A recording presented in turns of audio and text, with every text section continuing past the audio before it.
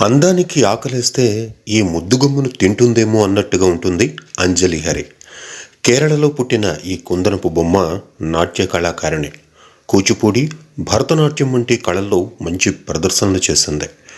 ఆ కళ్ళల్లో ఈత కొట్టాలని కుర్రకారంతా తడిసి ముద్దవడానికి సిద్ధమవుతున్నారు. తను నాట్యం చేస్తూ ఉంటే కంటి మీద రెప్ప వేయడానికి కూడా ఒప్పుకోం. కంటి నుంచి కాలి వరకు యువతుల ఏ కొలత ఎంతుండాలో చెప్పడానికే ఈ సిరిచందనం జన్మనెత్తింది.